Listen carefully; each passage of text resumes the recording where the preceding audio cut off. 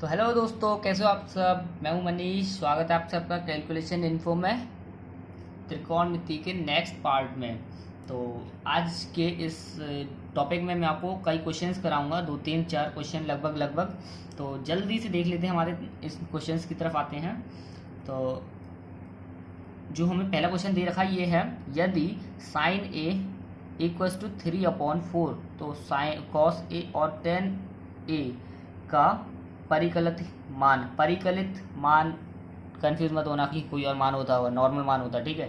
क्या होगा ये आपसे पूछ रहा है। कॉस ए तथा टेन ए का मान बताना है आपको। इसमें आपको साइन ए का मान दे रखा है।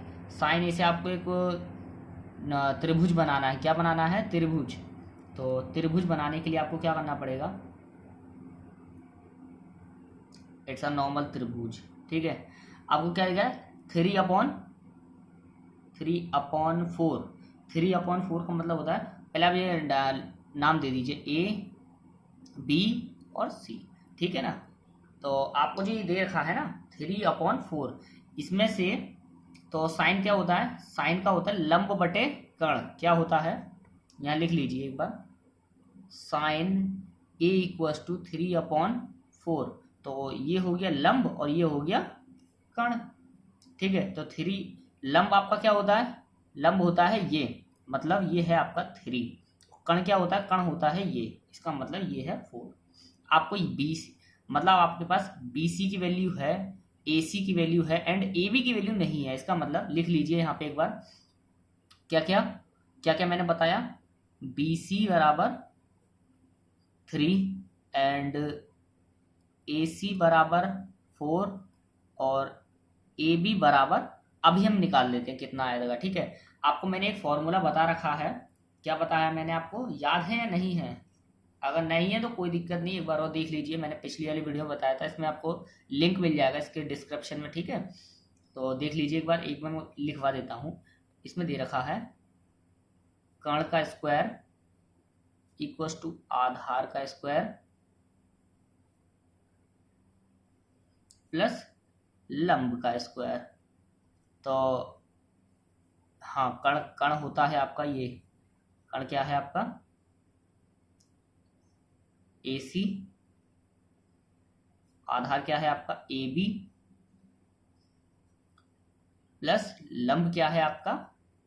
लंब ये होता है ना, तो ये होता है AC। एक मिनट दोस्तों, कर्ण लंब ये होता है, ये मतलब BC, ठीक है, BC का स्क्वायर। तो आपको काय की AB की वैल्यू निकालनी है, मतलब इसकी वैल्यू निकालनी है। तो इस वाले के डिजिट को मैं इधर ले जाऊं तो ये हो जाएगा AB का स्क्वायर बराबर, ये तो यही का यही है, AC का स्क्वायर, ये इधर आया माइनस का हो गया, माइनस BC का स्क्वायर। इसका मतलब आप खाली इस दोनों की वैल्यू यहाँ पुट करोगे ना, तो आपको इसकी AB की वैल्यू मिल जाएगी। और एक चीज मैंने आपको ये बता रखा है, आप जानते हो, AB यहाँ से स्क्वायर हटाऊंगा तो यहाँ पूरे पे रूट चढ़ जाएगा। AC का होल स्क्वायर माइनस BC का होल स्क्वायर, पूरे पर रूट चढ़ गया। मैंने बताया ना, स्क्वायर हटेगा तो रूट चढ़ेगा। जल्दी से वैल्यू पुट कर देते हैं। आपको AC की वैल्यू क्या दे रखी है? दी है 4 का होल स्क्वायर माइनस BC की वैल्यू क्या दे रखी है? 3 का होल स्क्वायर, पूरे पे रूट चढ़ा है। और 4 का स्क्वायर कितना होता है? 16 माइनस 3 का स्क्वायर कितना होता है? 9। तो कितने हो गए आपके? 9 में से 16 में से 9 गए तो कितने बचे आपके? कितने बचे जी? √7। ये आपकी AB की वैल्यू आ गई। किसकी आ गई? AB की वैल्यू। इसका मतलब यहाँ लिख दीजिए √7। अभी हमारे पास इसकी भी वैल्यू आ गई, कितनी हो गई? √7, ठीक है। अभी क्या क्या हमें क्वेश्चन में क्या कहा था हमसे, क्या क्या निकालना है? कॉस ए का मान निकालना है। लिख लीजिए कॉस ए यहाँ पे, और टेन ए का मान कहा था। कॉस ए देख लीजिए एक बार, और टेन ए ये देख लीजिए, टेन ए, ठीक है। लिख लीजिए दोनों यहाँ पे। और टेन ए बराबर क्या होगा? तो कॉस ए बराबर क्या होता है? क्या होता है? आधार बटे कर्ण।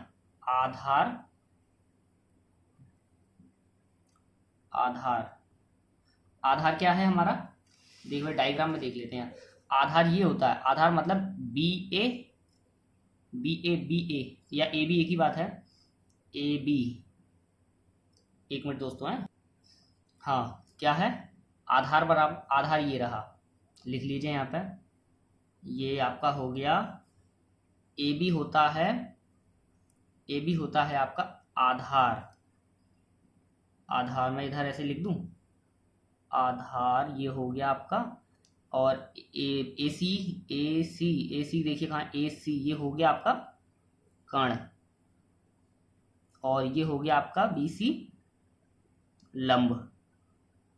ठीक है, तो अब लिख लीजिए आप, तो कॉस क्या होता है, आधार बटे कण, आधार बटे कण, तो आधार कितना है आपका, देख लीजिए इसमें आधार क्या है, √7, और कण कितना है आपका, कण दे रखा है आपको 4। ठीक है, ये आपका कॉस ए का मान आ गया, यहाँ लिख दीजिए, यहाँ लिख देना नीचे एक बार। और tan a, tan a का क्या होता है, लंब बटे आधार, लंब बटे आधार, तो लंब कितना है आपका इसमें 3, एंड और आधार कितना है √7। नीचे एक बार लिख दीजिए यहाँ पे, कॉस ए बराबर आधार मतलब √7/4 एंड tan a बराबर 3/√7। ये आपके दोनों आंसर हो गए। क्या निकालने के लिए कहा था, यही कहा था ना। मतलब दोस्तों जब ये आपको करना आ जाएगा ना, तो आपको ये लंब आधार ये सब लिखने की जरूरत नहीं होगी, तो ये प्रैक्टिस के थ्रू आपकी हैबिट में आ जाएगा। तो बिल्कुल चिंता मत करना कि आपको कैसे आएगा कैसे नहीं आएगा। मेरे छोटे से वीडियो के पीछे यही कारण था, मैंने कहा था कि 2-4 वीडियो बताऊंगा, तो टेंशन ना लें। अभी सिर्फ एक इसी वीडियो में मैंने आपको, इसमें आपका आई एम श्योर आपको कई चीज़ें आ गई होंगी। तो ये मत देखिए आपने एक ही क्वेश्चन किया, ये चाहिए आपने एक क्वेश्चन के अंदर कितना कुछ सीखा। ठीक है, कभी ज़रूरी ये नहीं होता कि हमने कि इतने सारे क्वेश्चन किए, ज़रूरी वो होता है कि एक क्वेश्चन के अंदर आपने कितनी सारी चीज़ें सीखी। हमेशा बस यही चीज़ रहती रखिए, काम थोड़े करिए पर अच्छे करिए। ठीक है, तो थैंक यू दोस्तों, मिलते हैं नेक्स्ट पार्ट में इसकी।